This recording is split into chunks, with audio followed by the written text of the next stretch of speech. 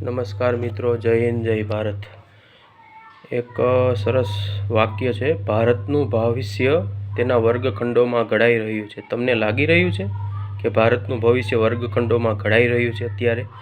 અત્યારની કન્ડિશન જોતાં બધા ઉમેદવારે તેની રજૂઆત તો કરી જ દીધી છે કે ધોરણ 1 થી 5માં હાલના મહેકમ પ્રમાણે 21,354 જેવી જગ્યાઓ ખાલી છે, પણ સરકારના કુંભકર્ણની નિંદ્રામાંથી કંઈ જોતી જ નથી 1 થી 5ના ઉમેદવારો સામે.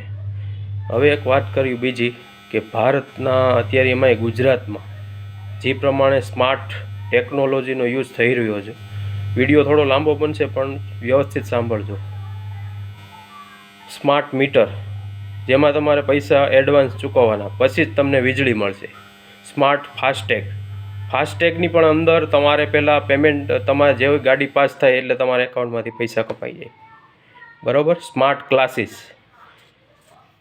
ક્લાસીસ અને અત્યારે આટલું બધું સ્માર્ટ હોવા છતાં અત્યારે સરકારને બધી મહેકમની ખબર જ હોય છે, બરાબર, અગાઉથી કે ભાઈ દર વર્ષમાં 2 વખત શિક્ષકો નિવૃત્ત થાય છે. એની પાસે બધા આંકડા હોય જ છે, તો પણ શું કામ પાછું માંગણા પત્રક મંગાવવાના, પછી મહેકમ કેટલું ખાલી છે, આ બધી પ્રોસિજર કરવાની. સરકાર ધારે તો શું, વર્ષમાં 2 વાર શિક્ષકો નિવૃત્ત થાય છે, તો એ પ્રમાણે 5મા મહિનામાં નિવૃત્ત થાય તો 6ઠા મહિનામાં ભરતી બહાર પાડી ગયો ને તમે.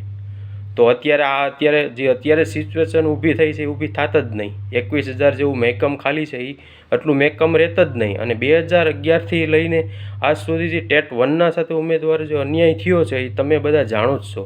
અને ટેટ 1નો ઉમેદવાર 2011નો જેને અત્યારે શિક્ષણમાં આટલા બધા સુધારામાંથી પસાર થયો છે, તમે બધા જાણો છો.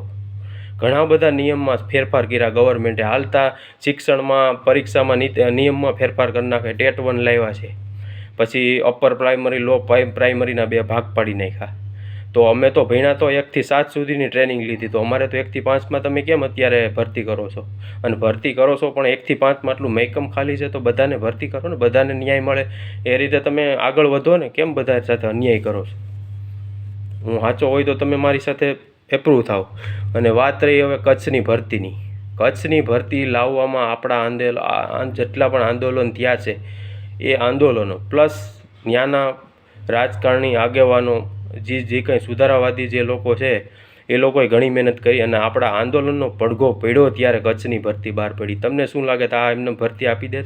અરે સરકાર ધારે જ ને તો એ 5,000 જગ્યા પાડી, જિલ્લા બદલી કેમ? પછી સરકારને બધી ખબર જ હતી કે એટલું મહેકમ ખાલી થવાનું છે કચ્છમાં, તો 2,2500 ત્યારે બહાર પાડી હોત તો આપણો આગેવાન છે ને એમ કહેત ને કે ભાઈ તમારે ઓલું કરવું પડશે કે ભાઈ તમારે બદલી પણ નહીં થાય, તો પણ ઘોંસે જવા તૈયાર થાત. પણ તો પણ તમે આટલું પ્રેશર આવ્યું સરકારને ત્યારે એ 4100ની ભરતી આવી છે, બરાબર. આમાં એટલું સરકાર ઉપર પ્રેશર આવ્યું ને ત્યારે 4100ની ભરતી બહાર પાડી છે. બાકી એમનેમ ગવર્મેન્ટને કંઈ રસ જ નથી, બસ બધી જગ્યાએ પ્રાઇવેટીકરણ જ કરવાનું, બસ સરકારની નીતિમાં ખોટ છે એટલે ભરતી નથી થઈ. અત્યાર સુધી તમે જાણો જ છો કે આ જે સ્માર્ટ ક્લાસીસને આટલું બધું, જ્યાં સરકારને બેંકમાં તો કે ભાઈ એકાઉન્ટમાં પૈસા ન હોય, બેલેન્સ ન મેટર તો પૈસા કાપી લેવાના. ફાસ્ટેગમાં તો કે ભાઈ પૈસા પહેલાં ભરો, પછી તમારું ડેબિટ થાય, પછી તમારી ગાડી પાસ થાય.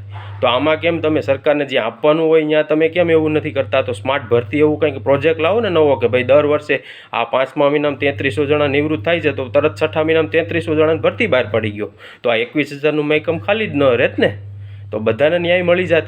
અને રહી રિપીટેશનની વાત, 7,800 જેવી અત્યાર સુધી ભરતી થઈ છે, તો એમાં તો 2,025 તો પાછા રિપીટેશનવાળા છે અત્યાર સુધીમાં.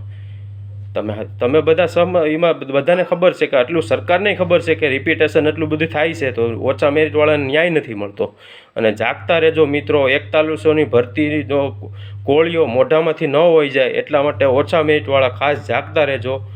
નકર પછી ભરતીમાં એકવાર જો મોઢામાંથી કોળીઓ હોઈ ગયો ને તો આખી જિંદગીમાં અફસોસ રહેશે. જય હિન્દ, જય ભારત.